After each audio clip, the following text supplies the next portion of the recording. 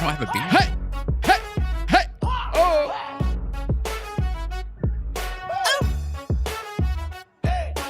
Hot top sports What it takes, don't miss. The prof with the stats, the champ with the fist. Water bringing fire, cowboys out riding bold. Bulls calling bets, watch the stories unfold.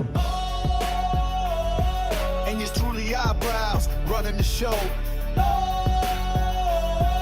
It's Hot Top Sports, baby. Let's get it, let's go. Good evening, good afternoon, ladies and gentlemen. Welcome back to, in fact, the best day of the week here at High Top Sports. Good to see you. We missed you.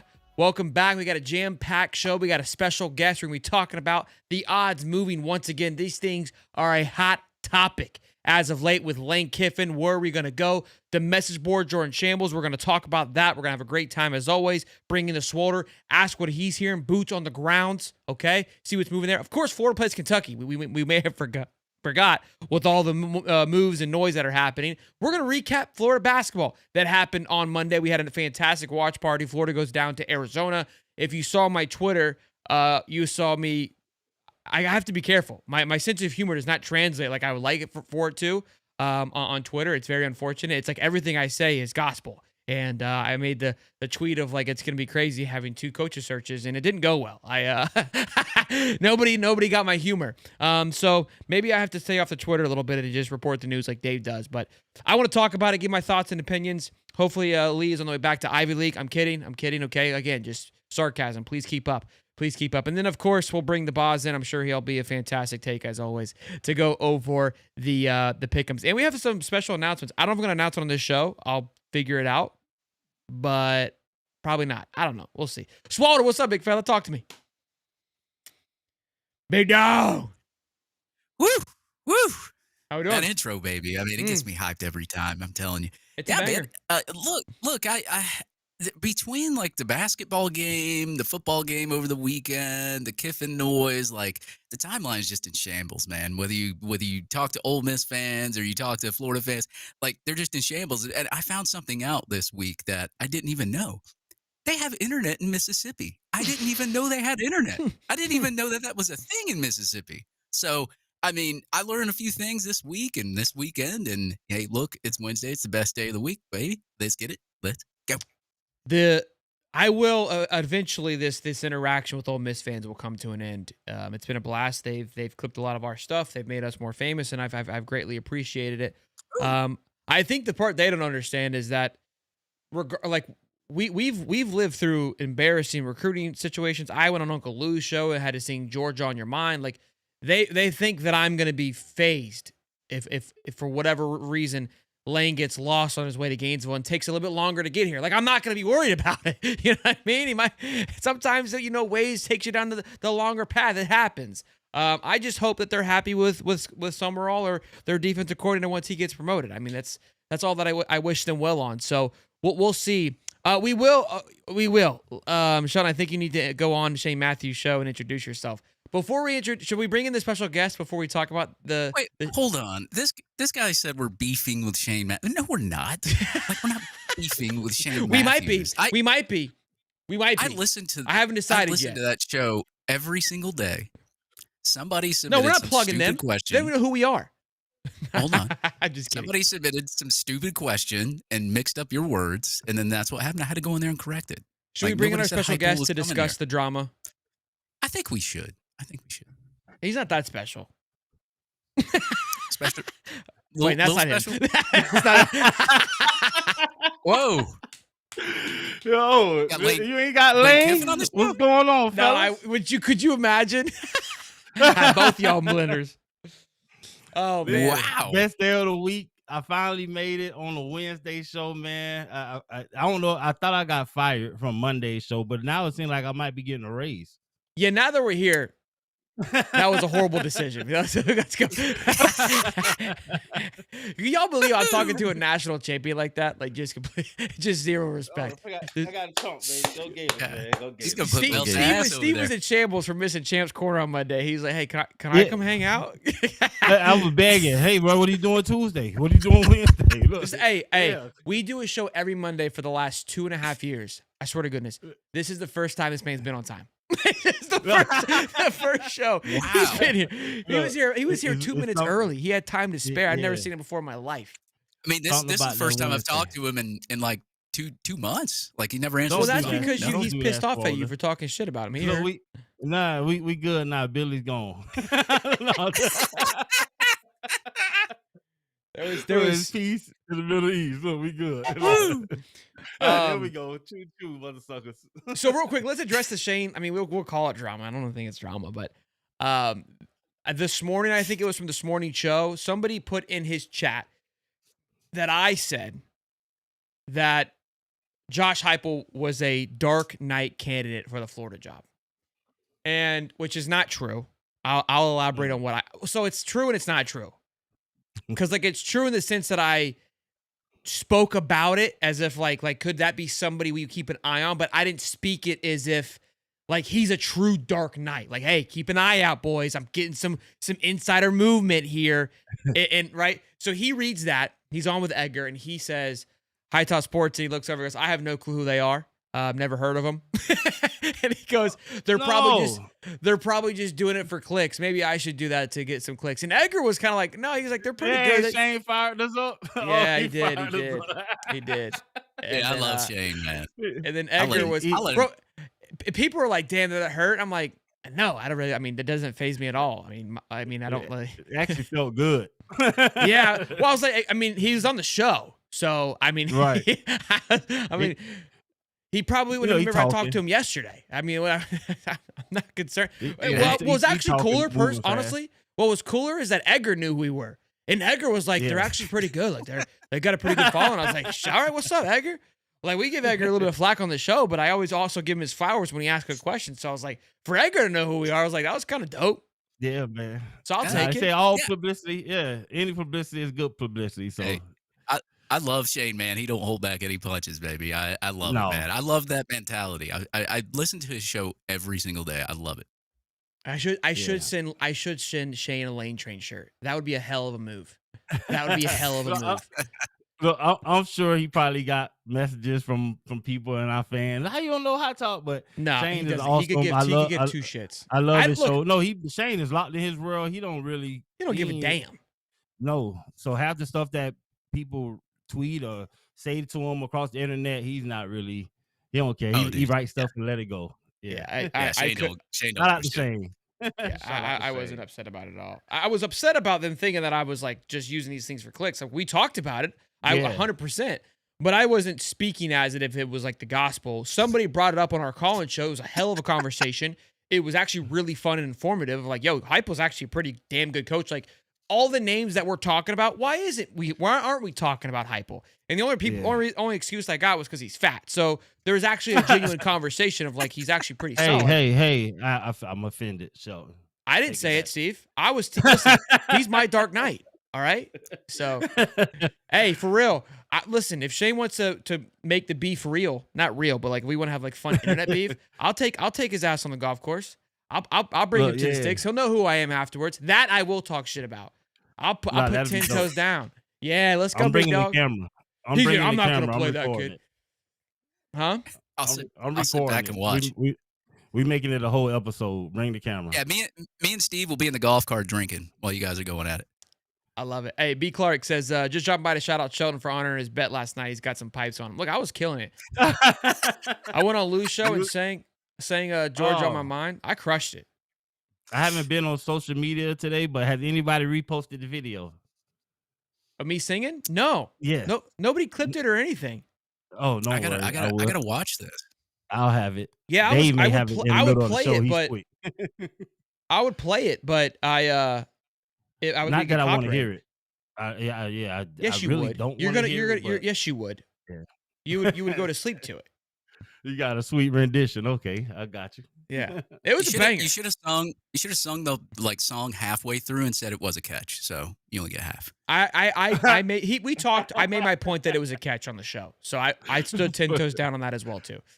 For I wasn't worried about it at all. Real quick, couple super chats from our guy Jeremy. $2, $2 for the first week of squirrel season. Choo choo. I love it. $5 and $5 more for the champs return. Miss you Monday. And the seat new shades, go Gators. And Daniel Rivera, Yeah. $2 showed us man of his word, Georgia. Yeah, I mean, I love Yeah, the he song, did so I ain't even mad. I wasn't even Shelton mad. he definitely are under his bets, man. Yeah, listen, and I think it's fun, man. I would think like people were like, "Oh, you shouldn't do those kind of things." Well, man, it's better than money. Like money's stupid. Like it's the Yeah, humility that makes betting fun. Like when you have to go and you yeah. got to like look a little egg on your face. Like that's where that to me is takes more kahunas than putting money down. Like you make more I know, money, man. Like you sung Georgia on my mind. We're still waiting for the FSU fan to eat dog poop. right? That's what I'm saying. That's what I'm Yeah, saying. I mean, like, come on. he whacked for that. Yeah. He could have, Deleted his yeah. account. Shit, just eat the dog poo. Tag Shane Matthews though. I'm down for a golf 1v1 matchup. We're tight with the Pod Matthews account. Like we interact with them. I don't know who runs it. Clearly, I know Shane does it Yeah. because some of the things they tweet are wild. I tagged him in it to I'm maybe we sure can rekindle he the was love. in the moment. It just slipped his mind. But Shane, we got you. I'm gonna hit him up. We He love probably you, Shane. doesn't care. No. Rightfully so. No. Rightfully so. Let's talk about a few things, boys. I mean, the first thing that's on everybody's mind, Georgia, no, is Lane Kiffin signing for Florida. I think it happened last night. I'm kidding. But the odds are moving sporadically. Once again, here we are. We talked about it this morning. Here's the crazy thing. We literally talked about it this morning on our morning show. Morning show's been an absolute blast. We'll have a morning show tomorrow live at 9:35. It's calling, so be there or be square.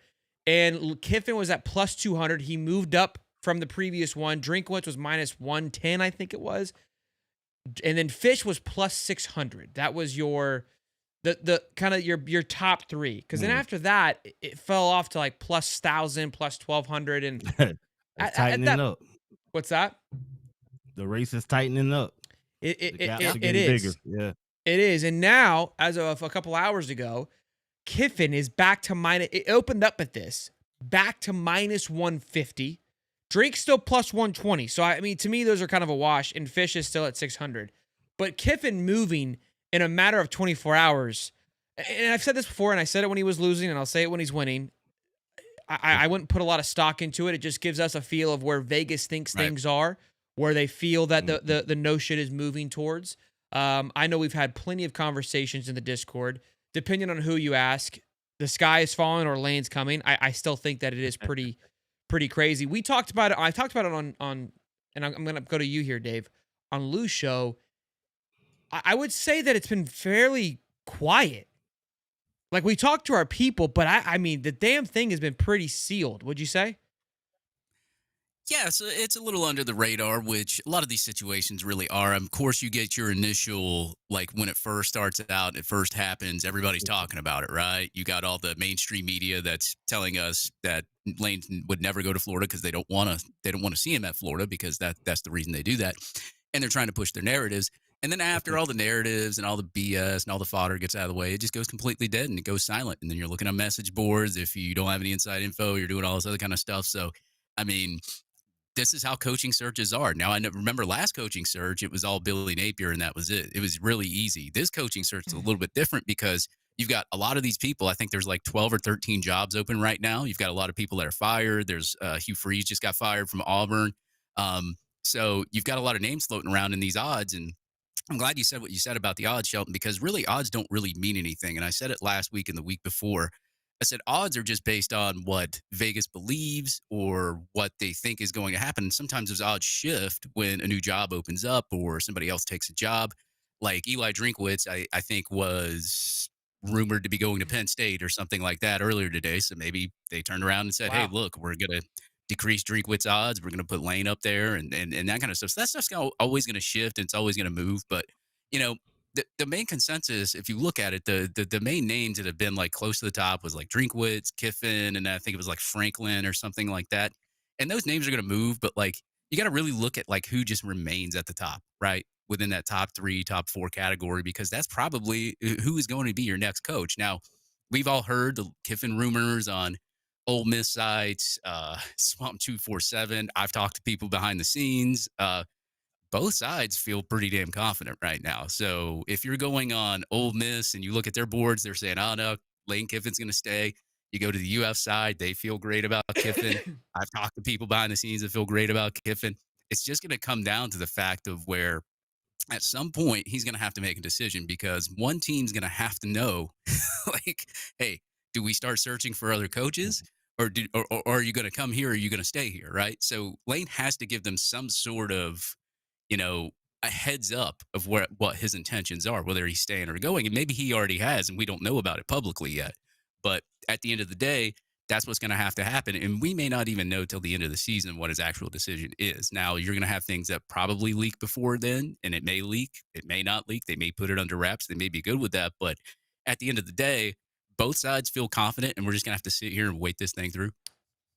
So, speaking of message boards, shout out to Keith Napier on 3. I'm not going to read the entire thing because this is behind the paywall, but I do want to plug. I think if there's a time to be involved with this, like we don't get paid by On 3 or anything like that, but I do appreciate what those guys do over there at Gators Online. They crush it with Zach Oliverdi and the whole gang. So I don't want to steal their content, but this one line here, I think he speaks to a lot of different coaches on Florida's chances and how he thinks it could shake up. So go check this out. But this one line I'm going to read, it says, everything below is for one person, a high-level college off-the-field staffer who has worked at multiple big-name programs, says, I heard Lane to UF likely by multiple people today.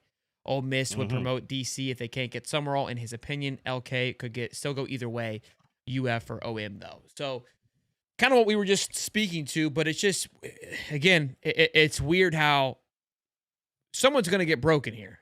And you said UF or who? OM, Ole Miss. Yeah, he gone. Yeah, I'll also add in there gone. that the person you really need to listen to, and I know a lot of people know Shane has connections with Florida and Ole Miss, and we're really very plug well Shane connected. the whole show after he shit on us. Shout out to Shane, man. Hey, he's if you're a UF fan, he's the guy to listen to. But I'll say the person you really need to listen to just send is them Pete Thamel. send them on their way, Dave. Just send them on their way. Yeah. Go ahead. No, Sorry. Pete Thamel is the guy that you really need to listen to, right? I know he went on to, I think, ESPN, and he said he didn't expect Lane to be at Ole Miss next year. I don't know if his mind has changed on that, but he's the guy that's going to really know where Lane Kiffin is going, and he's probably going to be the first person to know because that is one of UF's main sources that they use to put out stuff like out on ESPN and everything else. So if you hear anything from Pete Thamel or any kind of show that he's on and he's trying to clue into something, I would listen to him more than anybody else. Or you can listen to me. Lane to Florida. Or you can listen to him. Yeah, listen. I just I feel like it's a lot out there, but people are not talking about it out loud. You hit one of the things on the head, Dave. Lane hasn't signed the extension. I mean, if you have this in place, if you're really considering Ole Miss, and they've already gave you the numbers, it would be signed by now. So that makes me lean 60% already.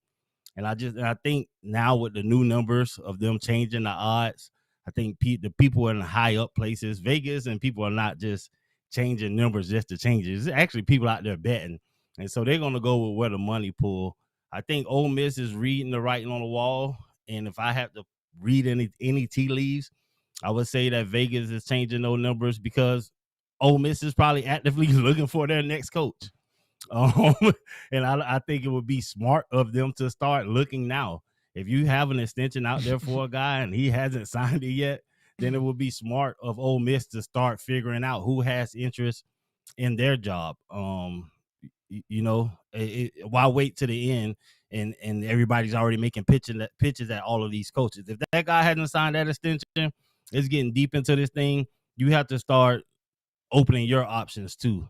It's like, I don't know, almost being in a relationship. Somebody's almost out the door. They're not committed to you fully. What are you waiting around for? Yeah. The big thing, again, the extension thing is interesting. Obviously, him not signing anything, that's been a big topic of conversation of when you see how many people around the sport has moved. I talked to Lou about it yesterday. Someone who would not want Lane to come to Florida was kind of on that same prerogative of like, why the movement? You don't need any more leverage. Could you be waiting for time for some other things to fall in place? Possibly. I don't know. the other part too, because even though to Keith writing this in the message board, you put things in message boards you don't feel truly confident about. And what I mean by that is for these guys that are the journalists, because I remember when the Napier situation was going down, they didn't write an article about it, but they put it in their message boards, because those guys, if they're going to write an article about it, there has to be some conviction behind it, right? For sure. And so when they can put it in the board, they can get away with things a little bit more. Test When he the wrote his water. when he wrote his article, him being Keith, again, he put Lane at first, but the names haven't changed, the order hasn't changed, and I think the people, because it's the only thing that's hot right now, you've got to still hit a quota, and that's kind of where we're at. I mean, we kind of keep finding ourselves in the same rhythm. The only thing we have that continues to push this narrative of this conversation are literally these betting odds. And now I start to wonder, is just the bet online side, are they just moving shit just so we can go click on their site for one more Right. day? Like they're taking advantage of the situation as well too, because again, like you said, Dave, odds move based on information they're hearing from people being favored to go elsewhere, plus money, people putting money on certain things. And one guy even commented, he's like, a bunch of Florida fans just went and put money on Lane. Buddy, they didn't see Lane at Not plus that much. 200 and unload their 401k that he would become the next Florida head coach in the middle of November, right? To move the line And 400 points. Like, what are we doing? Yeah. That takes, that's some cheddar. If A that's lot of what, money. that's a lot of money. And don't you think if somebody was confident that Lane was coming to Florida, they would have bet when it was plus 300 and 200 and not minus 150? Well, it's now minus 150 because of the plus 200. But yeah, I hear you on that too. I put in a bet. Plus 300, baby. You got in? You got in early? I don't I got need it early, nobody man. out here homeless come January. Nick, $5. If we don't get Kiffin, spent $13.5 million, split between Morris and Muschamp, let them both coach. Offensive defense would be amazing, and recruiting. Look, I think there's, and I'll get to that in just a minute. We'll talk about that. Sucks losing to Georgia, but I was impressed with Billy G keeping everyone together and being competitive. If he beats Kiffin, then I'm not sure how I feel about Kiffin anymore. I want to beat him. I want to beat him. I could care less if we beat him. Yeah. I want to beat Here him. we go again. Oh, if Kiffin It's gonna happen, loses, Dave. I'm not confident. Okay, well, give him the Florida roster and see how he does. $2 from Daniel says, you never know with Lane. He's a diva. I mean, these are all great points here. These are all great points. $2, Kiffin to save Strickland. Yeah, DJ saved Billy, and now Kiffin's going to save Strickland. With injury report out, do you think these players are just sitting out, and Champ give insight to what the roster is going through with the coaching change? We will get into that. Great question, Gator Game. We'll do that in just a minute. High top panel, Dave, Schelt, Champ, Professor. Let's do it. Maybe. Well, we Let's might do be it. adding one more to the game. I know. We might be adding a nice little. I might pull my Shannon Terry meme out and be putting the final stone here into my glove, Yeah, Thanos. because we might have just added a knockout punch to the best day of the week, boys. And I'm really I fired was up gonna about. say something, but then you said it, so I was okay with saying that. Yeah, and that would be a panel for the ages. And I have no idea who they talking about, guys. No, just we so don't you tell know. Steve shit. That's why all the stuff gets out about Billy. That man can't hold a I damn. just throw up. Yeah, he can't hold water. I ain't telling him nothing. If you want it out, tell me. So we'll bring up Gator Game's question when we get into the game. We can go over the injury report in just a minute, but we'll move past the Lane stuff. We've added a tough, adding Shane. It's been a topic of conversation. It's been fun talking about it. We'll continue to talk about it as everyone else is, and give you as much information. And Dave and I have talked about it today.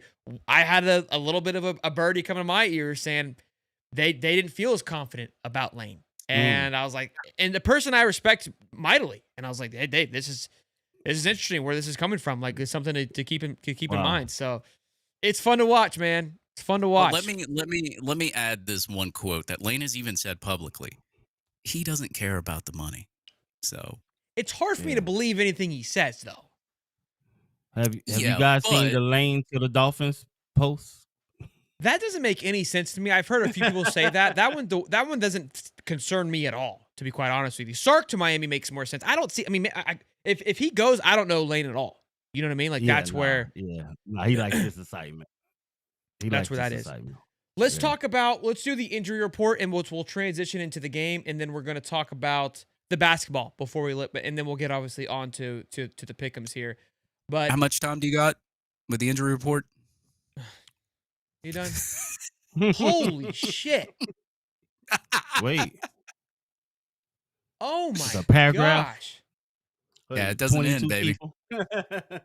I feel like every week we just add like 2, 3, or 4 Well, I or feel like 5 more these people names have that been were. out. They just finally put them on the chart. So this isn't Yeah. that big of a deal. This isn't that big of a deal. All right, so wow, Eugene's out.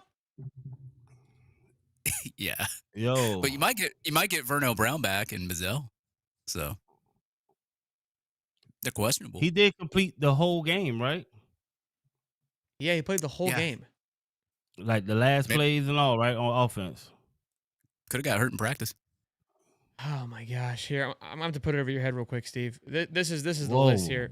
whoa. All right. That's the longest injury list I've ever seen. So out is Eugene Wilson, Trayon Webb. We already knew that. Dallas Wilson's out for the year. Ty Jackson, our freshman linebacker. I wonder if some of these guys are pulling the card thing here.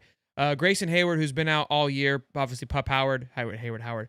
Elgin is out. That's nothing new. Michael Caraway is a new one, I think, and nothing else on here is either new or worries me. Questionable is VB3, Aiden Mizell, and Duke Clark, which now with Dallas and Eugene both being out, holy smack, are we fanboys Yeah. at wide receiver? I mean, from a group that we were ecstatic about, it can't stay alive anymore. It's very upsetting, very frustrating. And the spread's +3. I'm like, man, what's going on here?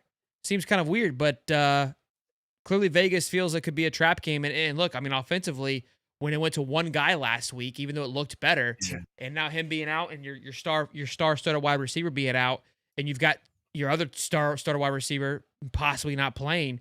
I mean, you're looking at the likes of Studevant, Tank. I mean, boy, oh boy. Dude, I mean, the thing Yeah. that really upsets me is Spirito being out. Man, that guy was like he Yeah. blocked the kick. He blocked the kick for Texas. I'm telling you, like Energy, Spirito baby. is my guy. He is my guy. So do you think? Nah, so now, guys, do we think these kids are sitting out? Well, Dallas Wilson's out for the year, so we know that. Eugene's already burned his red shirt, so there's no that does like Yeah. him sitting Yeah. out's irrelevant. Oh, yeah. Ty Jackson's a possibility as being he's a true freshman. I don't know how many. I doubt he's played many games. Yeah, I don't think they're sitting out. And I don't think they would be sitting out due to injury. If you're going to sit out, you just you had that talk with your coach and say, "Hey, coach, I want to save my red shirt.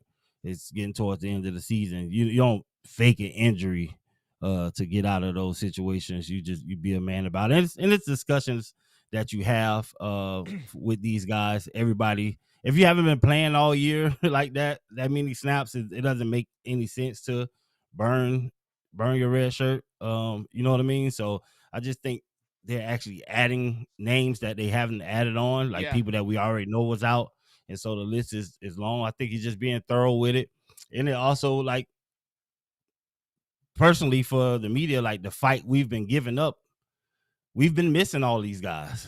And we've still been, the guys been going out there showing up and trying to give it their all, although we've been limited with the depth due to injury. So I think it does more for the team, like saying, hey, these guys been missing all these people, but look at the fight they've been putting up. I don't think these guys are just sitting out due to an injury. Yeah, and I really think that these NIL contracts, guys, I think put a lot of stipulations into place. We've seen some other schools literally drop a guy Yeah.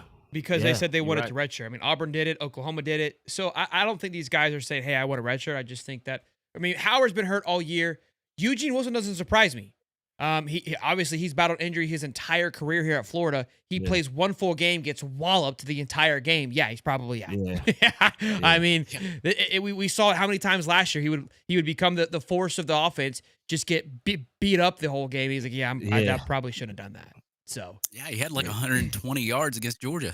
He could have had more too. If, some passes look, weren't we overthrown. get Nashawn Montgomery, Mizzou Tonkin there, a little Studerman action. Hopefully Studerman. I mean, they'll call it when he catches him again, they'll call it a catch. Yeah. And then you got Abrams and Hawk. Again, I'm assuming if for VB3 and Mizell don't play, right? I'm thinking Same. worst case scenario. I believe both of those guys will be back though this game.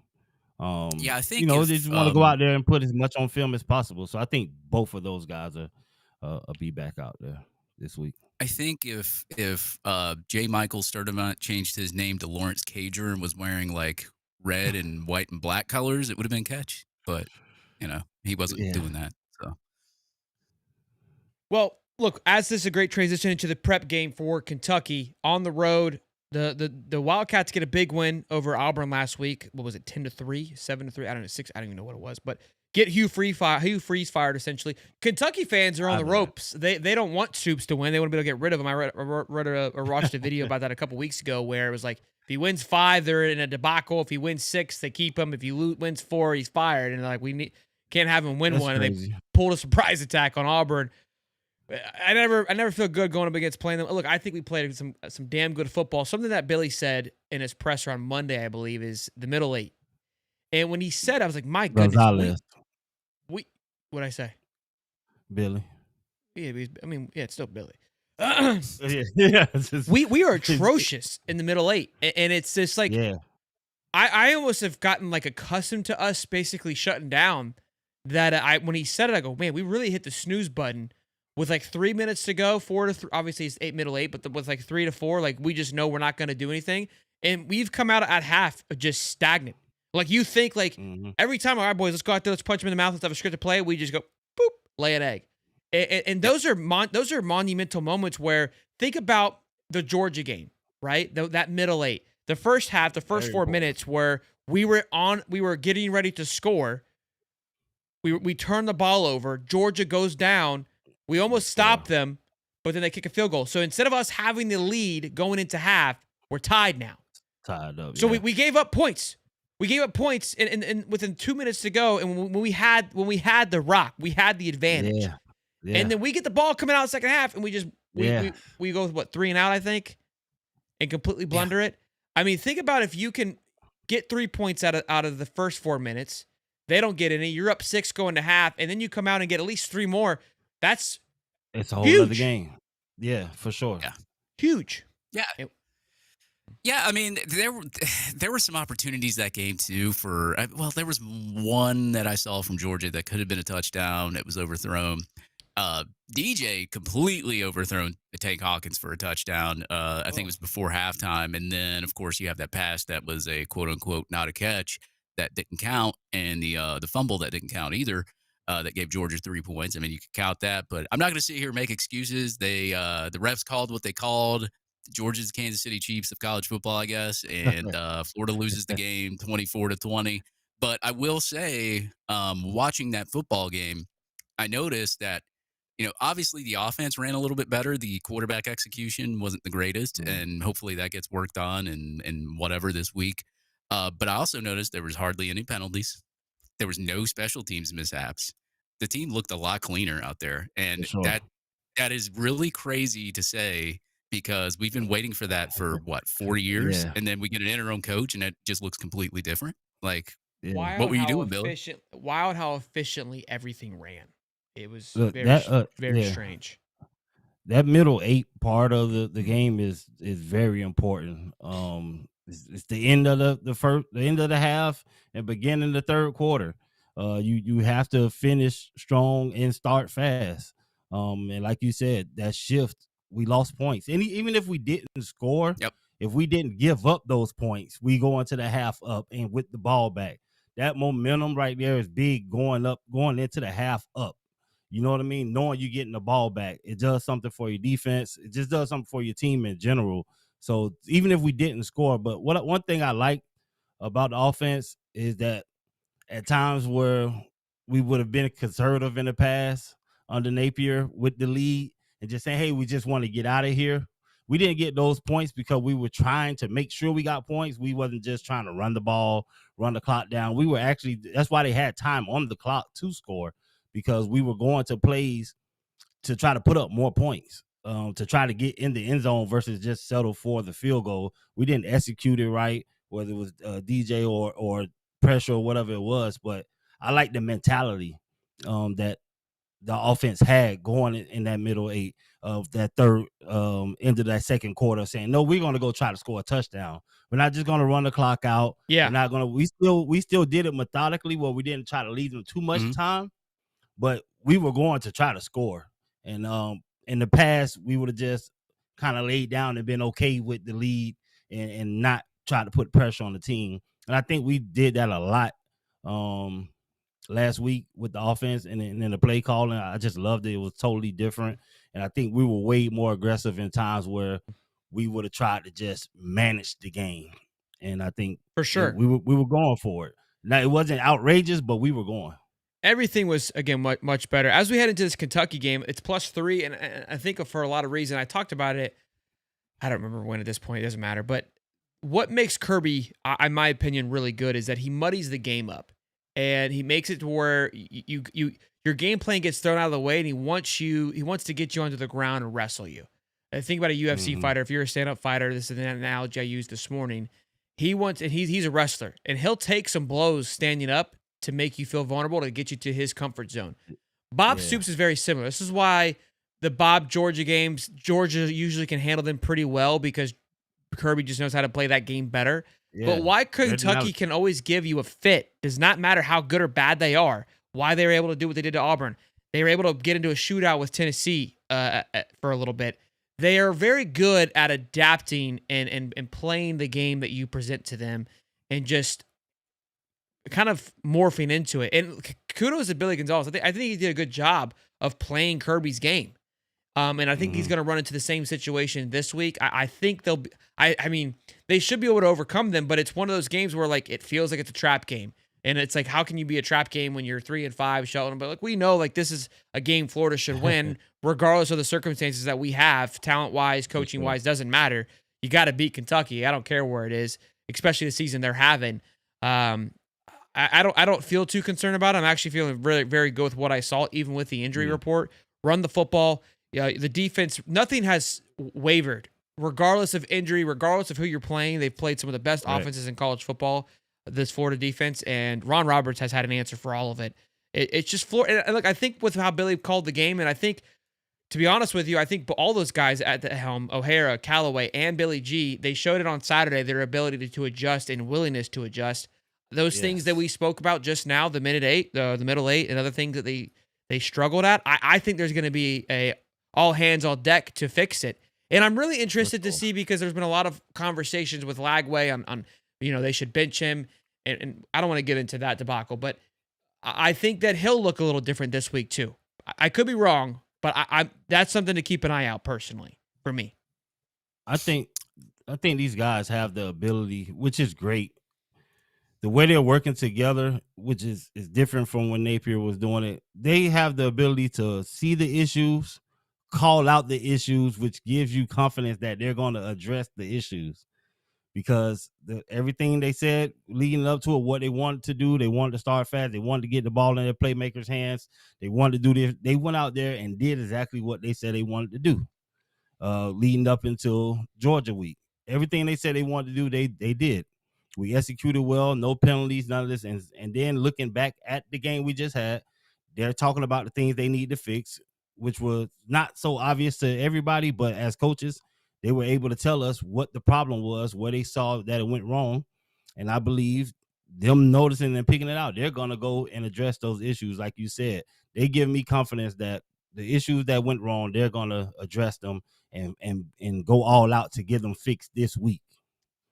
Yeah, especially when you hear a Billy G presser, you can actually tell that he knows what he's Yes. talking about when he's in a presser, and he doesn't give you like the same runaround answer. That was the biggest thing I had about Billy.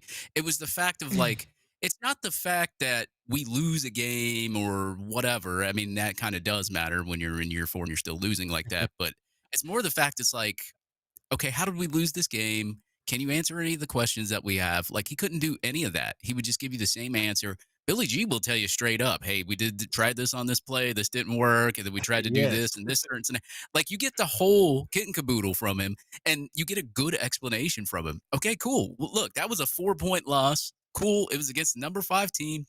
It sucks to lose. I get it.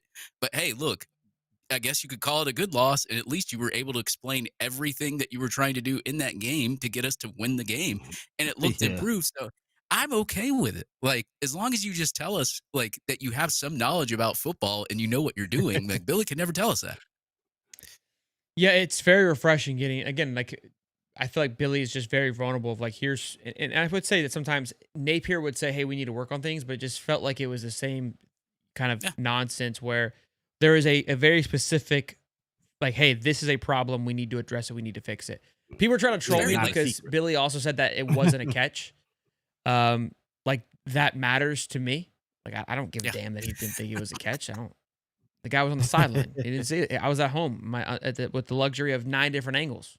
It was caught. All right. So, but I still respect him. He wasn't trying to get into the what ifs. He was saying they called it not a catch, so therefore it wasn't a catch. He wasn't going to go back and forth. And that was people, Georgia, I mean, people like that. Like, I don't disagree with how it played out because I don't believe that it was enough evidence to overturn it. No, and I'm like, it is what it is. I still think that it was a catch, but the call was right.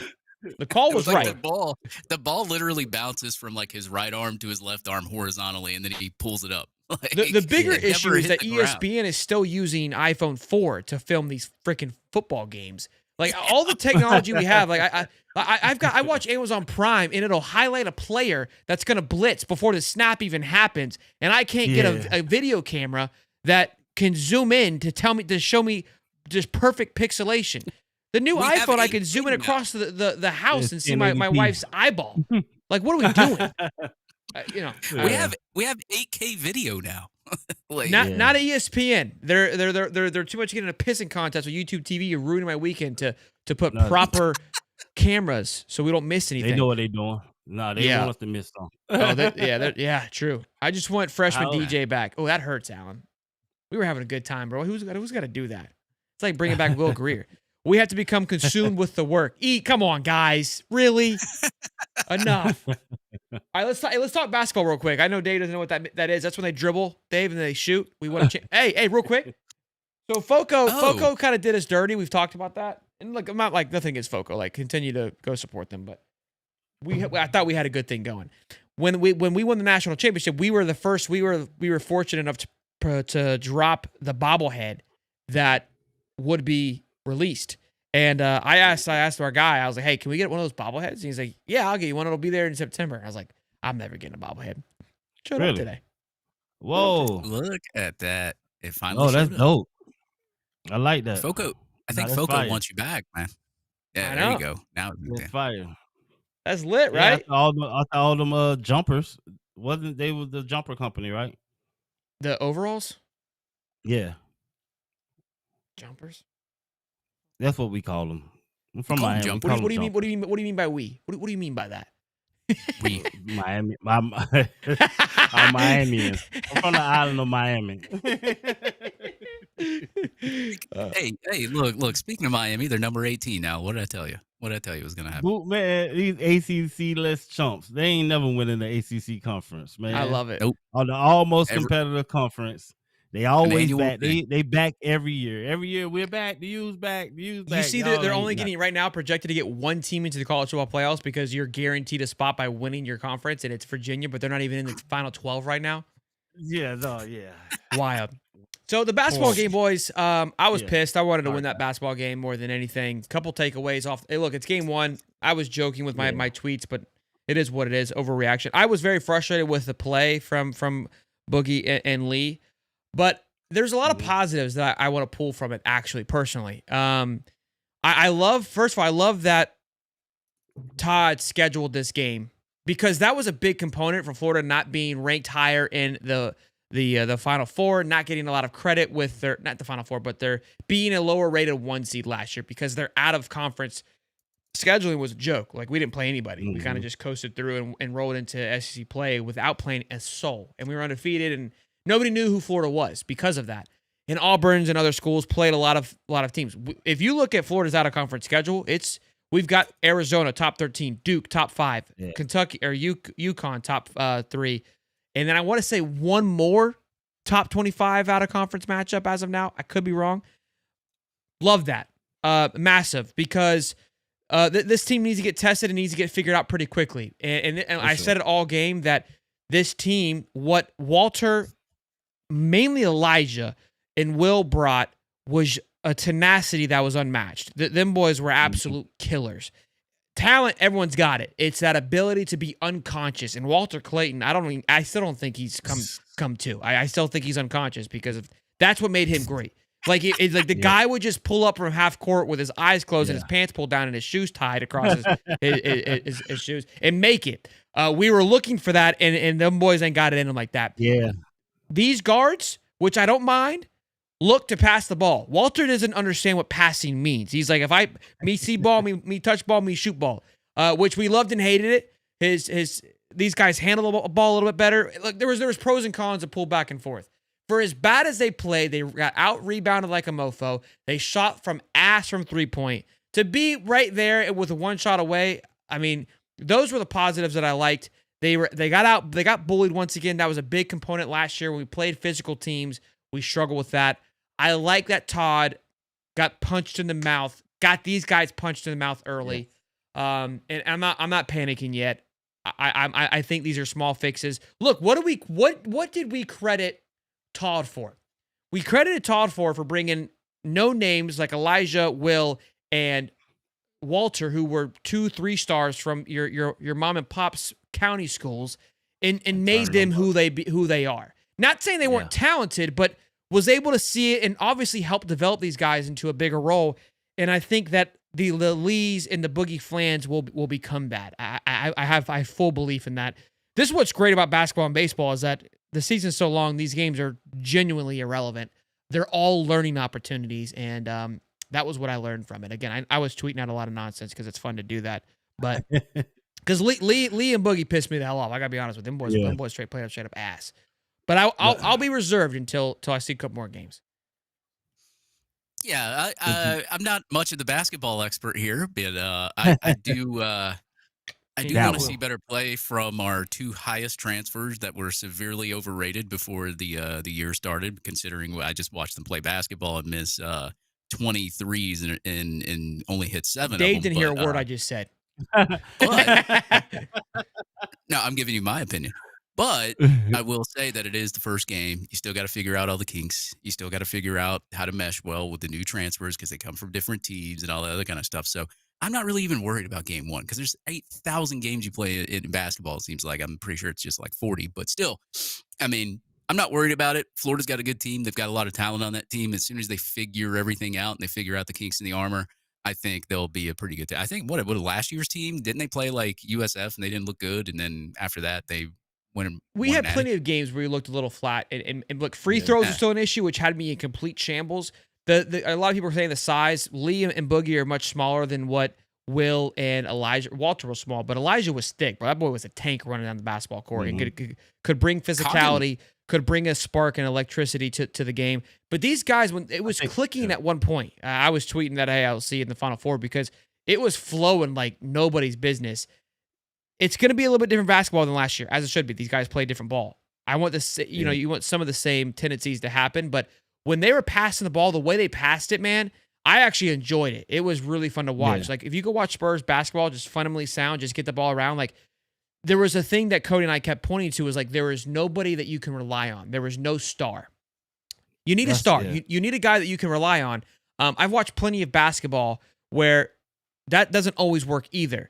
The Spurs won a lot of championships because now you're going to say, well, they had Timmy Duncan. They had Timmy Duncan, and they had they had everybody that really stepped up. Like, everyone felt comfortable enough that you I couldn't think of his name. Tony Parker, Manu Ginobili, Danny, whatever. Everybody in a way, kind of because the team was so synced, everyone elevated their game. I think that's where Todd is going to try to go. We can't live and die how Walter played last year. That is not feasible. You can't repeat with how we played. You repeat with how Duke played and with how Houston played. We were playing on fumes last year. You're not going to do it again playing like that.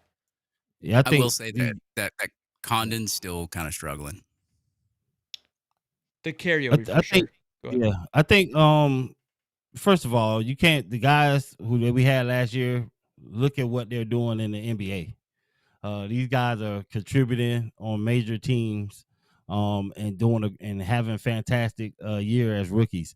So that type of talent, especially Walter, ability to pull up from anywhere on the court, you don't replace that overnight.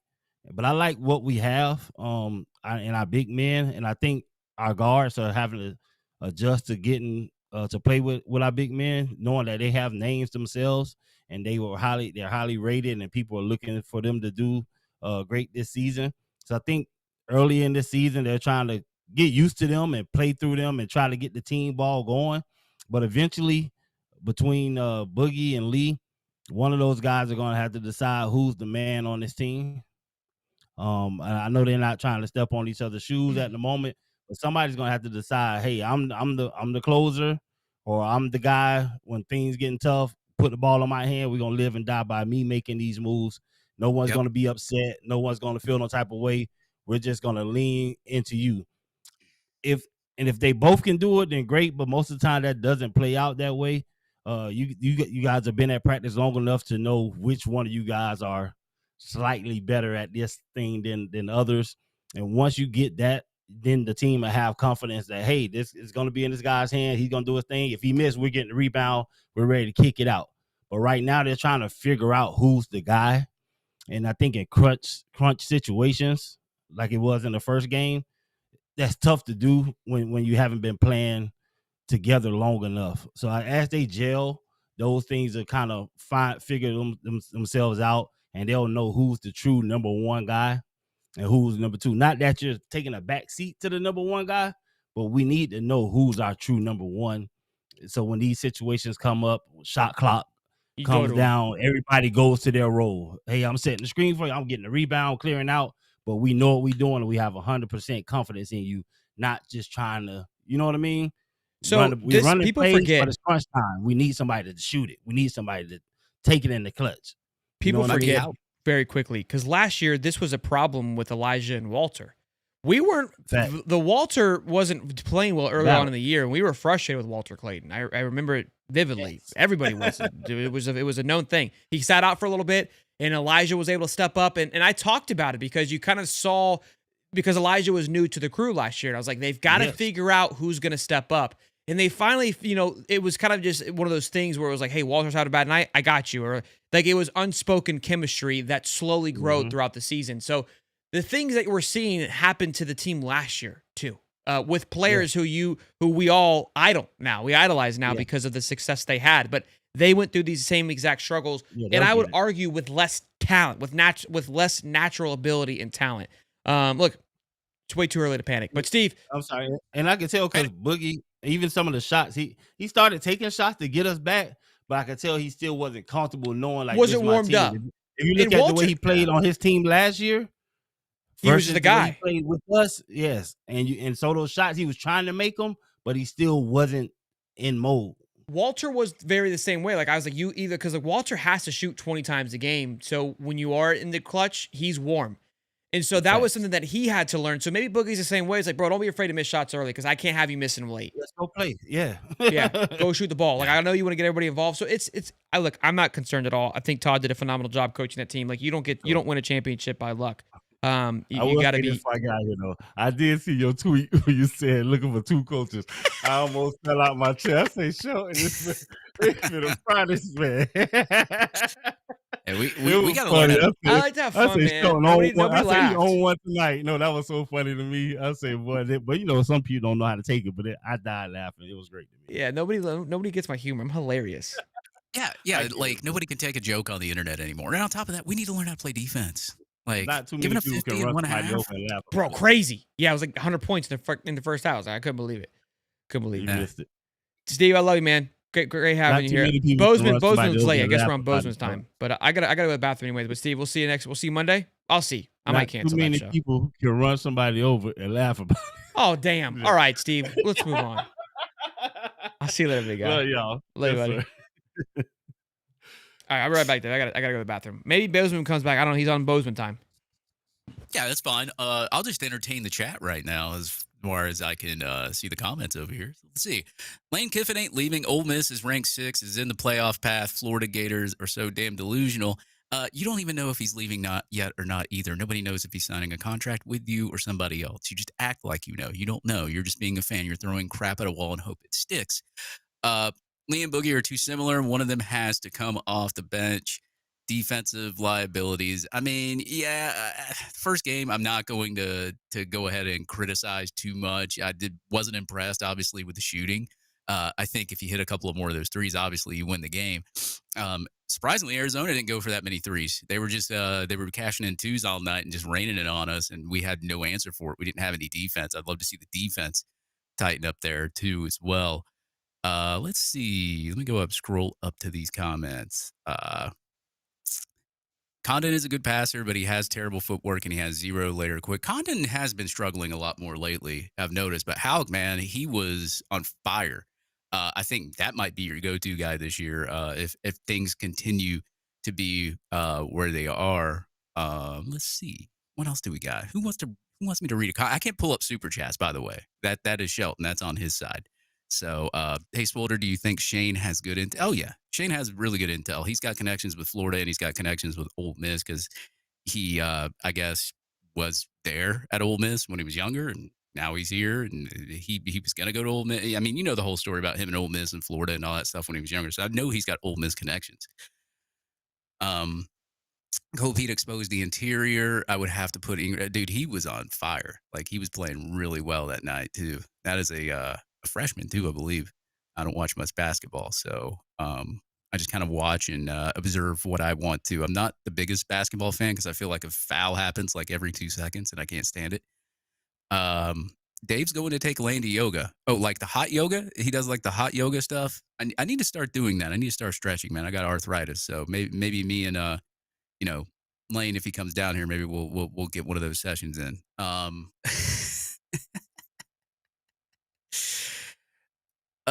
Game one hurt so much because we're still recovering after the Georgia game. I ain't worried about that. And I didn't expect to beat Georgia. I did pick Georgia on the pick'ems because I felt like we could beat them with the spread, which we did. We didn't if he doesn't kneel the ball there at the end, but I will say that I did pick them because I felt like we could win with the spread, but I also said that Georgia will probably win the game. I was correct on that. And Shelton's back from his pee-pee. Were you pee-peeing or pooping? Did you poop one? Little turd? What? That? This guy says he's trashed. Oh, yeah. Rook's trashed, he says, by the way. Oh, thanks for reminding me. Happy birthday, Rook. Rook turns 45 today, so happy birthday to our guy, Rook. Yeah, happy 40th birthday. Actually, it's his 30th. He's the big 3-0 today. I guess Bozeman doesn't care about this show anymore. His girlfriend actually has the same birthday he does. She's, I believe, 26 now. Oh, look at that. He's finally here. What's up, fellas? Man, you turned in that Billy Napier shirt real quick, didn't you? You did? I sent that one back. I got me the Lanesville shirt. But I've been here waiting. I don't know why you're saying I'm on my time. I've been patiently waiting. And as soon as you said, as soon as I saw your interview with Steve, I jumped in. And you went to the bathroom. I'm here. Yeah, he went to the bathroom. So you were here while he was in the tinkle room. Yeah, it was ringing and ringing and ringing and ringing. So I just let it go. And then I tried to reconnect. But I'm here, man. Bad timing. How you guys doing? We're doing well, Bozy. We're doing well. We're hanging in there. Cool. We're chit-chatting, What's the score? All right.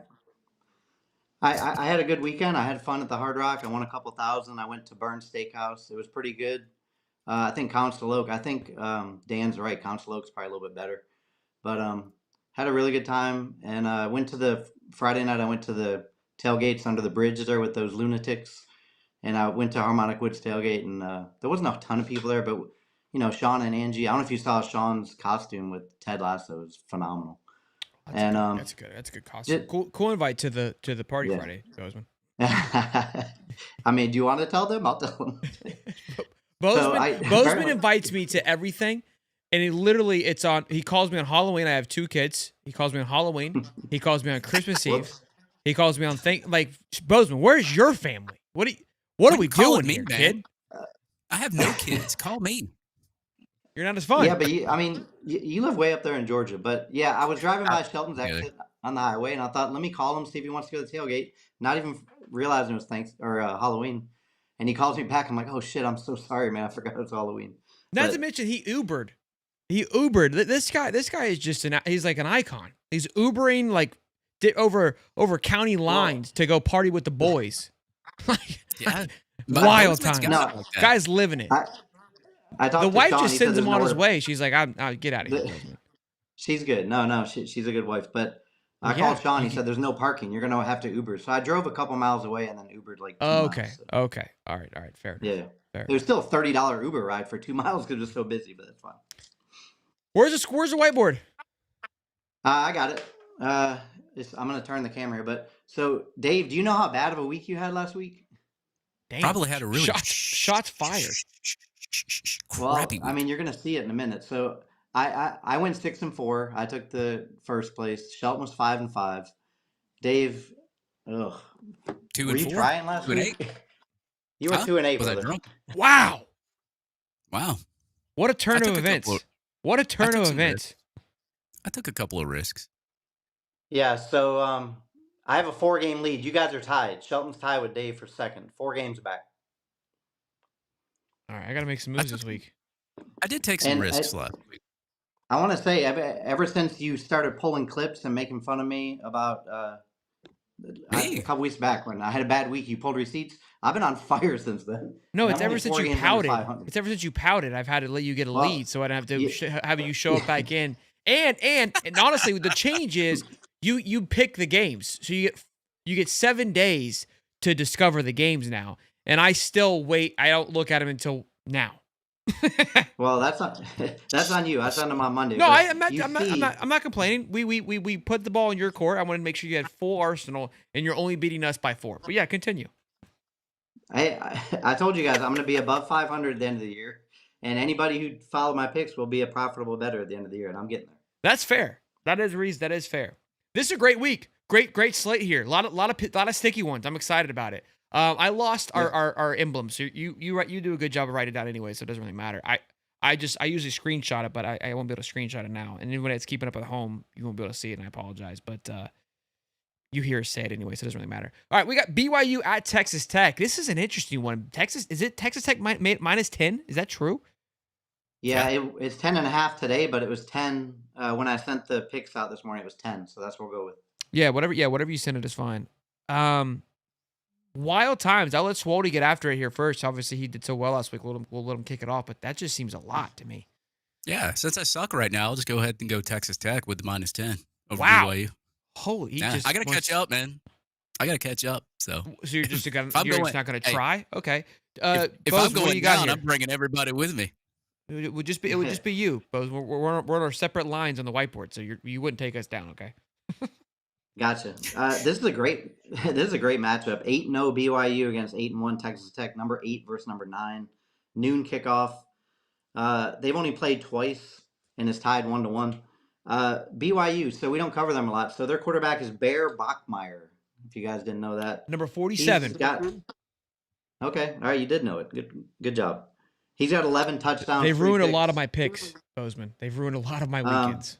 I know you had Utah against them and they beat them, but Yeah. he's rushed for 9 touchdowns. So he has 20 touchdowns, 3 interceptions total.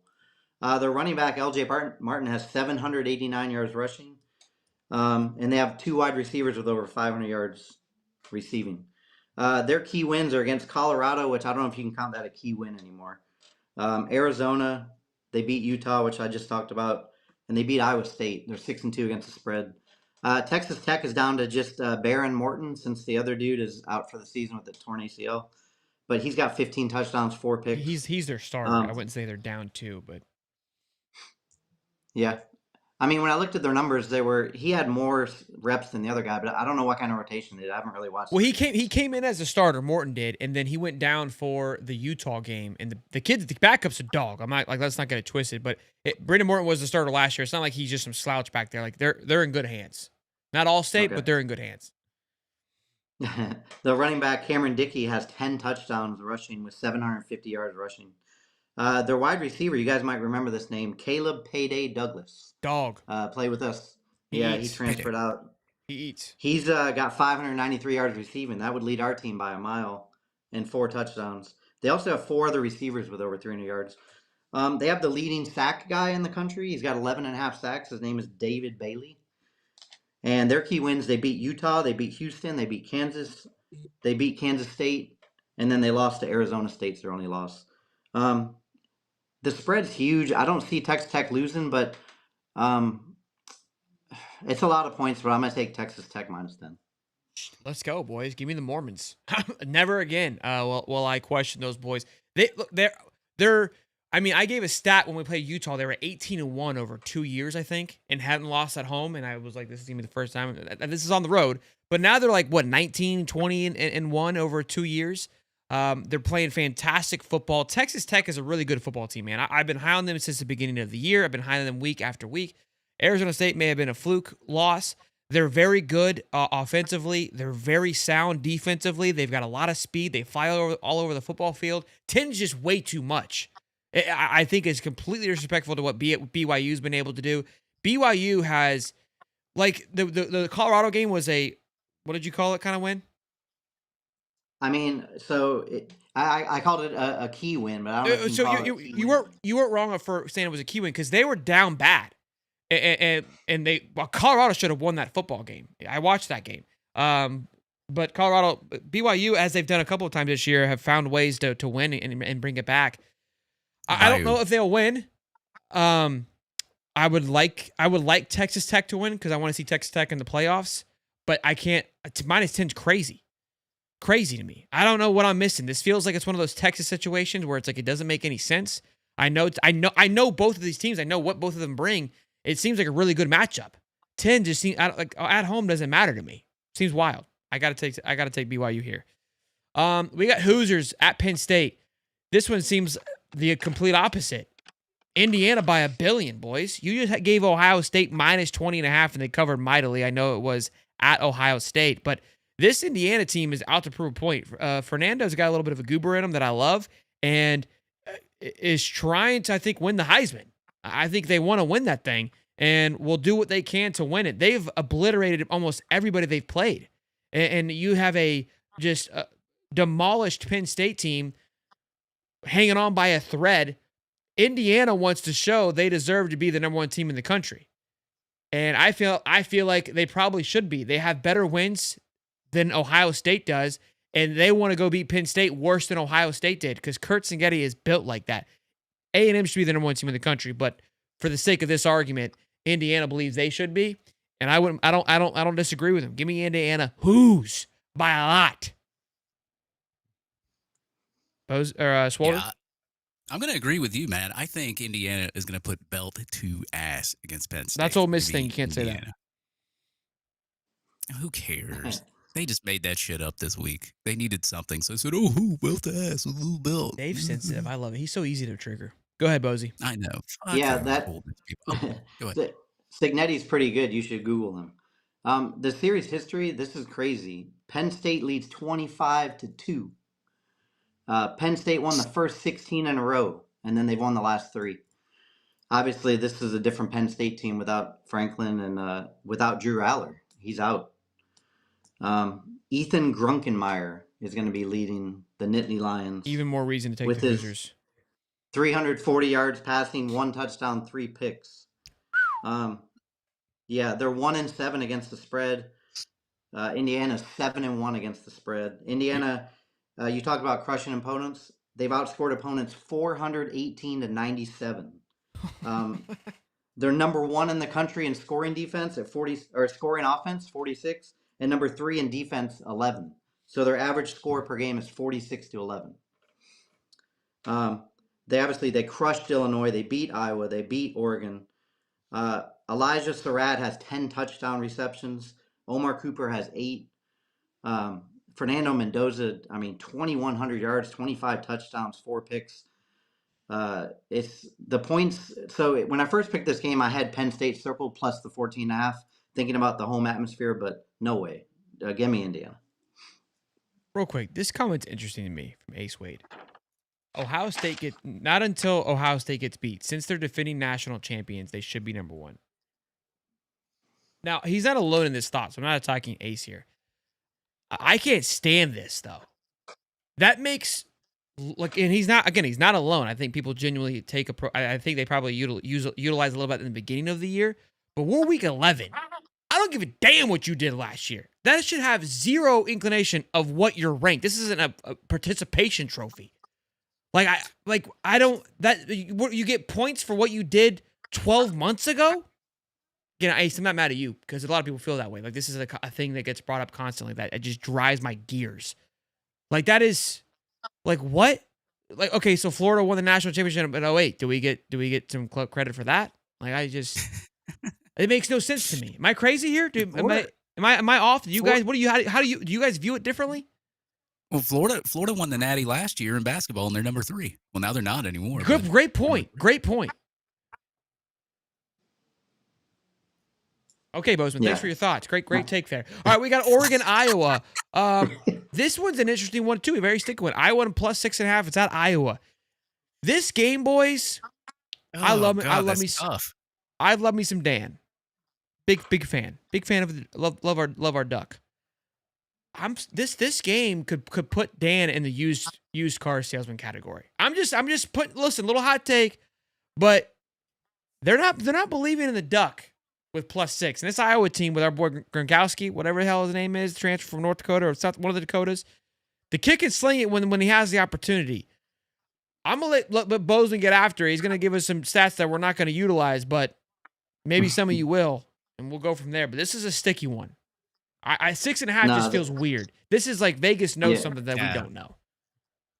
No, I'm going to give you some stats that they're going to utilize. Like, for example, that Mark Gronowski that can sling it. He can't really sling it. He's only throwing for 900 yards, 4 touchdowns, and 4 picks. Hold on. That's because of Iowa's offense. That's not due to Mark.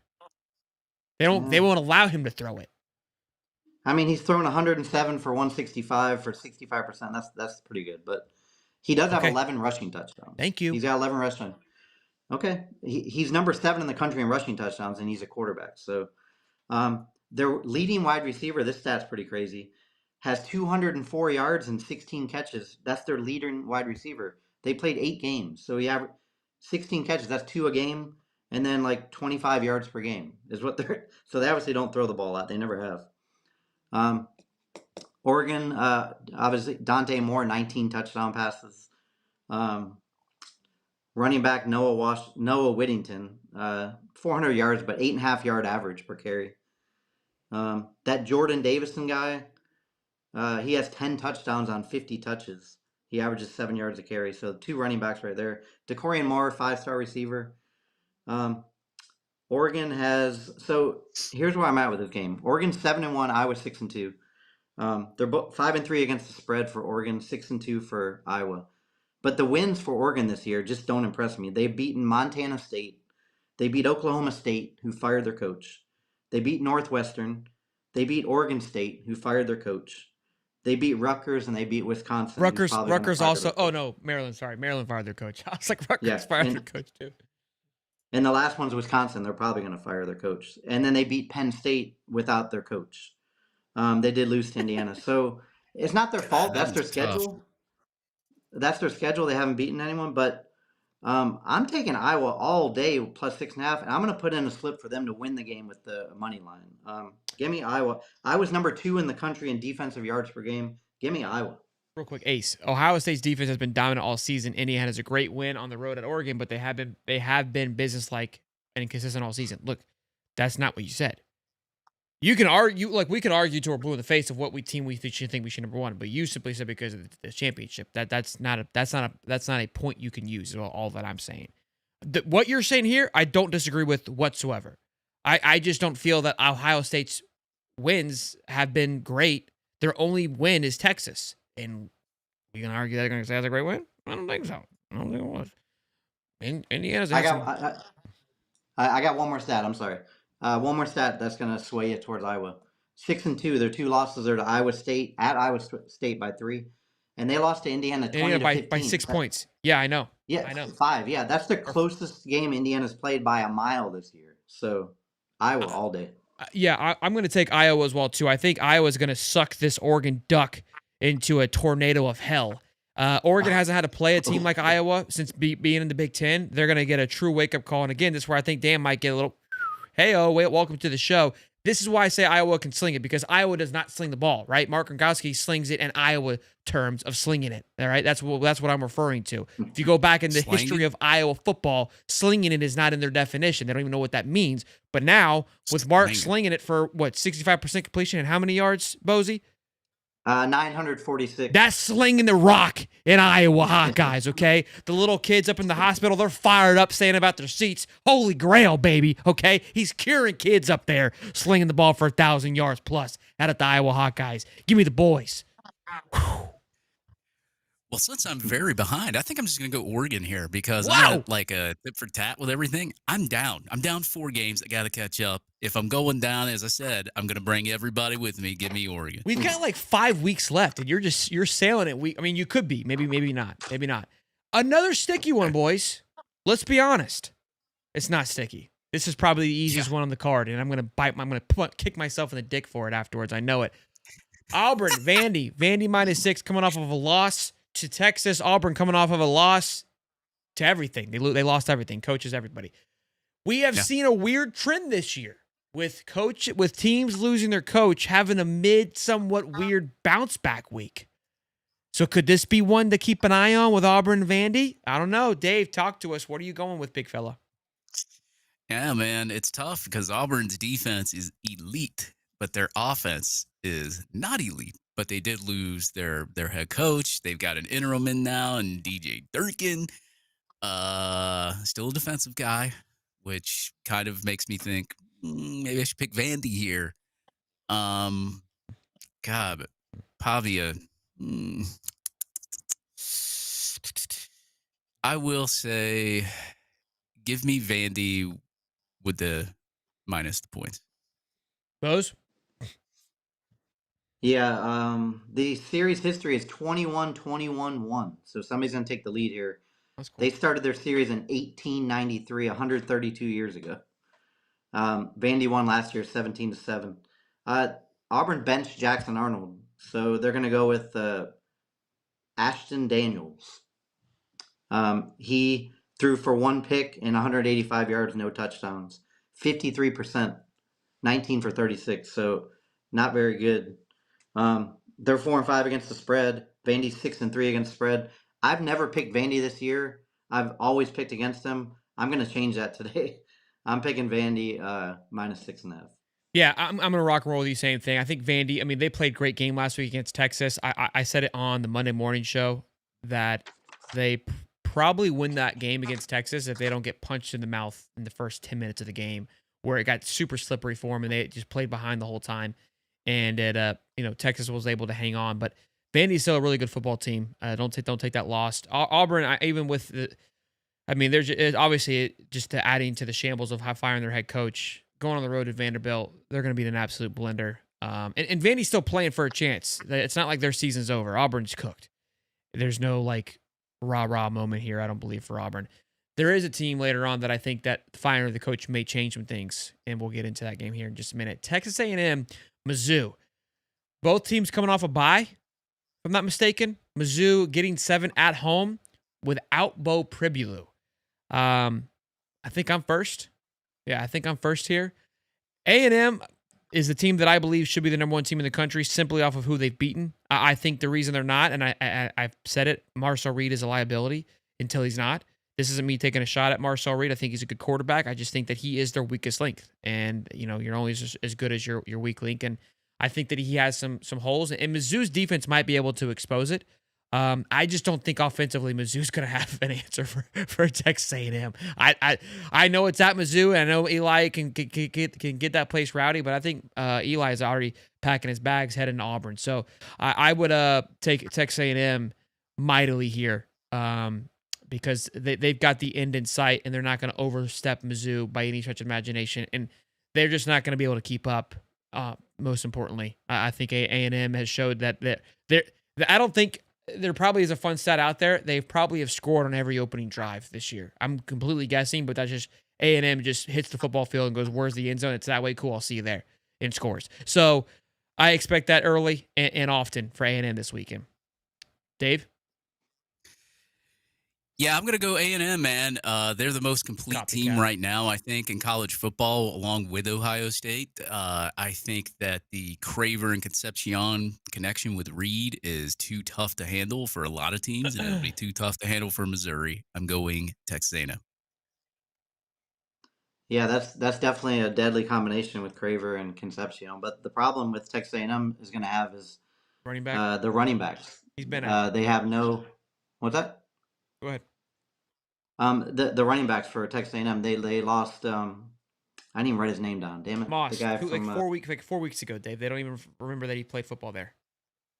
Bozeman, sorry. You call me Dave. All right. Sorry. Yeah, but so they have Ruben Owens, but he's banged up. He's questionable. So who's going to run the ball? I guess Marcel's going to Marcel run it Reed. himself. Okay. They got a guy. They got Cassius Howell, who's number 3 in the country in sacks. He's the one that obliterated poor Where Austin did Barber in that where game. did he visit before going to A&M? Do anyone remember? Yeah, I Yeah, think it I'm was pretty Florida. sure. I think Billy told him he needed tape or something, or he didn't What's like his crazy is that measurements. we've had like Colin Simmons, Cassius Howell, and Harold Perkins all within like grasp. You just think what could have been. Go ahead, Bose. Arms are too I don't short. want to think of it. Yeah, I mean, to be fair, they all I throw don't want in to get different more places, mad. but So without Bo Pribula, they're going to go with Matt Zollers. He's got 20 for 29, 70%, 213 yards, 2 touchdowns, no picks. He's a 4-star freshman. Ahmad Hardy is beast. almost has 1,000 yards rushing. He's got 937. He averages 6 yards a carry, 11 touchdowns for 7th in the country. Please take Mizzou.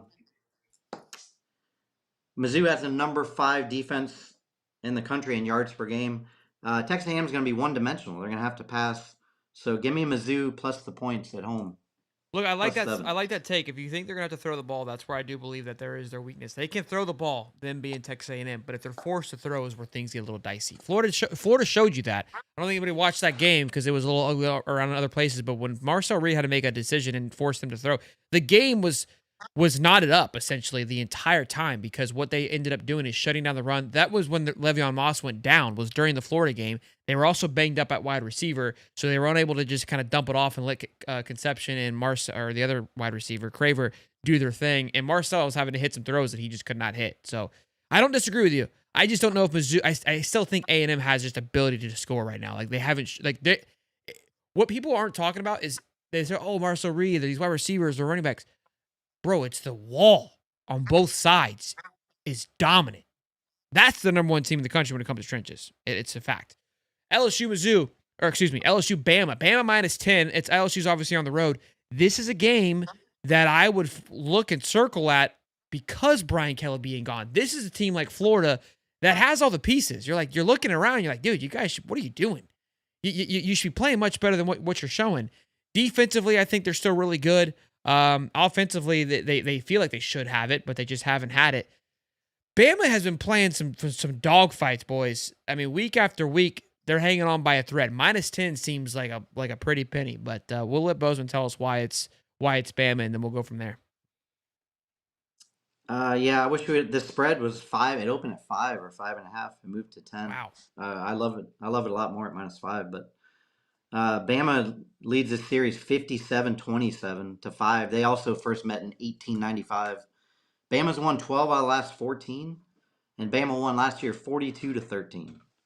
And that game was in LSU, I think, because they rotate. Yeah. Ty Simpson, I mean, probably top 2 Heisman, 20 touchdowns, 1 pick with 2,200 yards passing. But Jam Miller, the running back, leading with only 300 yards rushing. That's it for the whole season. So I know that you guys have talked about Bama with the lack of the running game.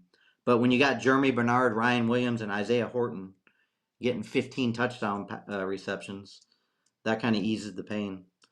Bama has been in some dogfights. And like you said, 6 out of these 10 games that we're picking have either coaches that were fired or are probably going to be leaving the school. So it just throws this weird dynamic into it. So I'm not sure how the LSU is going to react without Brian Kelly, but I'm going to take Bama. I'm not putting any points on LSU. I'm not putting anything on LSU. Let's see what they can do without Brian Kelly.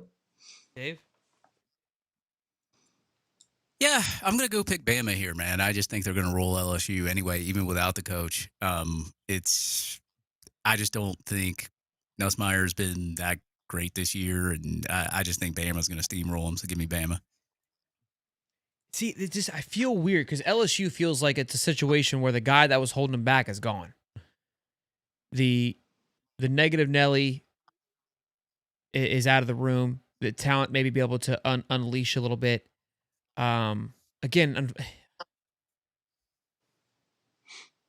I don't know because it feels like it's teasing me a little bit. Like I want to take LSU because you want to like you were right about it, but Bama just looks so good. I mean, the guy that was holding us back is gone, and we still lost to Georgia. I mean, it was close, but They covered. they covered. Give me the Tigers.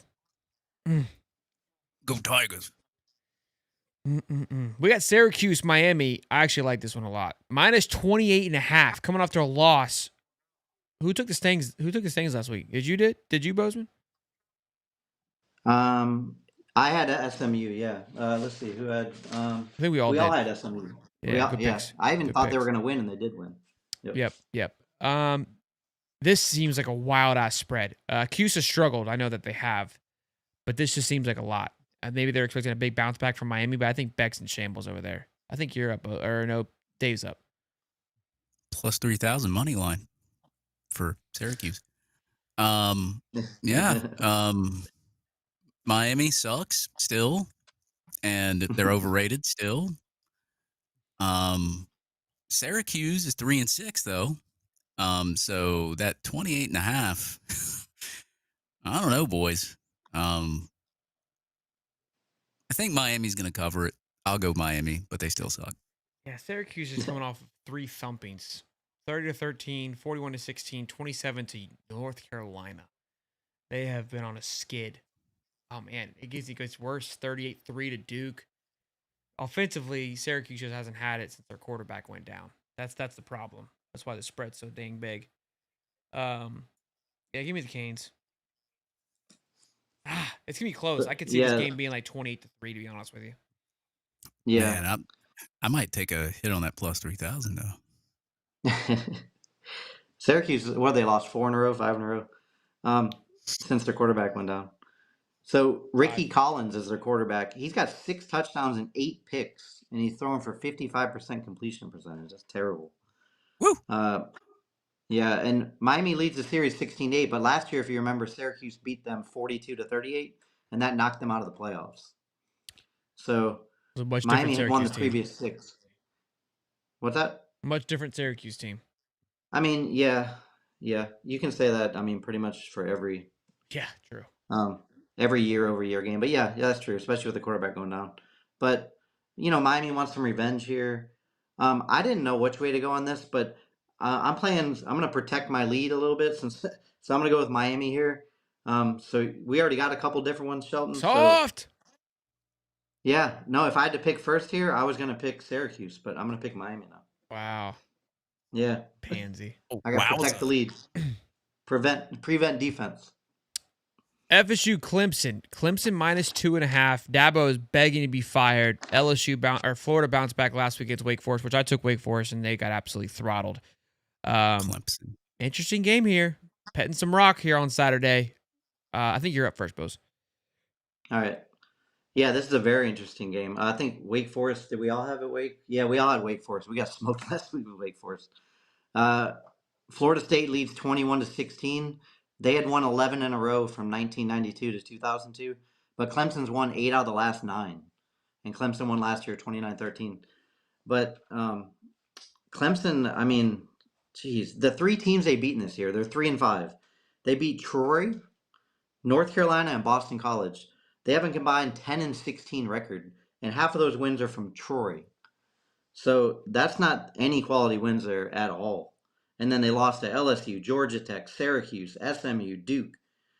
I think the wrong team here is favored, boys. I hate Florida State. I don't think I picked them all year, but they're going to win this game. I'm putting some money on this game for sure. Florida State, number 1 in the country in offensive yards per game, 511. Even though Ty pointed out and he showed me in the 2 games against Kent State and East Texas A&M, they had 750 in each game. So a little bit of a skewed stat, but it's there. They're number 1 in the country. So Give me the Seminoles. Yeah, I agree. I feel like Clemson hasn't shown you any reason to want to pick them. Like FSU has had some bad losses, but they've also showed you life. At some point of the season, you've seen a football team that could play. I don't even know if Clemson even knows what that means, which is wild to think about where we were at the beginning of the year. Where these, I mean, I had them pegged as being a true dog. Wild how college football where it is. But yeah, I gotta take FSU here too. Yeah, I'm gonna go.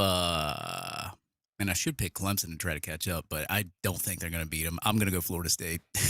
Dave's getting soft. You guys are a bunch of softies. I mean, listen, I'm not. That's- I'm never not picking Florida, so I'm taking the Gators. I don't need to give you a spiel on that one. Yeah, We I'm gonna all go ahead picked and go Florida Florida. State, and we all picked Miami. That's crazy. That's crazy times. I'm picking the big three this week. I'm picking Florida also. You're picking Florida also? Yeah. All right, let me do my little Can't, be, spiel here for Florida. can't beat This Kentucky. series You don't deserve history. to be on the field. No, listen. So besides a couple weeks back when Bama played Vandy, and I told you that insane stat that Bama had won 40 in a row at one point. This is the second most impressive stat for history. Florida leads 54-20. Florida's won 37 out of 38 from 1980 to 2017, including 30 in a row. And Yeah, now tough. Kentucky's won 3.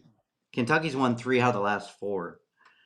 We did beat them last year, 48-20, in that game where DJ threw like 8 completions for 275 yards. So, I mean, we don't need to talk about Florida. We see the injury report. So now we're down to, there's no Mizell, there's no VB3, well, questionable. There's no Dallas Wilson, there's no Eugene Wilson. So here's, you guys know the quarterback for Kentucky, Cutter Boley. Obviously, they're coming off the game where they just beat Auburn and had them fire their coach. So we haven't won in Lexington since 2019. That was the Kyle Trask game where he came in when Felipe Franks hurt his ankle. And he brought us, we came back from 11 down to beat him. We're also 5-16 on the road since 2022, which is this group of players. So this group of players has won 5 times and lost 16 on the road. So I did, but before I get my pick, I did watch the film breakdown on that DJ Lagway throw to 3rd and 4 to Sturdivant. I mean, you guys seen it. I mean, was it a catch or not a catch, whatever. But when he's rolling out and he sees him open, he's got nobody within 10, 15 yards of him. And I've been telling you guys this all year about his footwork. And any quarterback that sees that would stop, plant your feet, and gun that thing down the field. He just kept running and jumped and threw it, and it was short. Until he gets his footwork corrected and gets a better coach. If he's here next year, I hope he is, and he can be coached up. I love the kid. Look, I mean, I have a signed autograph picture with him and my son. I got the DJ Lagway T-shirts. Bozeman, Look at that. you showed us how quickly you move on to new merchandise. I don't think we care about your signed photos and T-shirt. You'll just have a new one next week. The point is, I love this kid. I talked to him. This kid's a great kid. He's talented. You'll be part of the new shirt club next week. Whatever quarterback's here. Oh, jeez. No, hey, if he leaves, I'm going to support him wherever he goes. I hope he stays with us when he sees the coach that we get. But I'd be a fool to pick Florida here. I'm picking the Big Blue. Kentucky beats us again, 4 out of 5 years. Go Kentucky. I'm sorry. I want us to win, but I got to pick smartly. Wow. Banned. I'm rooting for Florida, but I'm picking Kentucky. I think we should make some bets. If you pick against Florida, there has to be some type of punishment. You can't just emotionally pick Florida every week. Yes, you can. Yes, you can. Yes, I can. Yeah, you can because you've shown that. But that's how I've made my life here. Let's well, make a bet. That's how. Let's make a bet. All right, what you got? I liked when I had to sing. I don't know. What kind of bet? I'm out of creative juices. Yeah. Well, like I said, I'll be rooting for the Gators. I might even throw some money out. Well, no, I'm not. I'm not throwing. Wow. Okay. But, all right. Bye, Bozeman. Good show, buddy. Love you guys. Love you, buddy. Good stuff, man. We'll see you next week. We'll do it again. Okay, sounds good. See you. The Boz, everybody. Oh, actually, no, it's not really breaking news, but LSU president Rouse backtracks on athletic director Verge Osbury, the guy that they were trying to elect to be the AD. Shambles. Toxic. Don't you think? A little toxic. He's not the AD? Nope. Reported by 104.5 ESPN. He did not take Toxic. the job.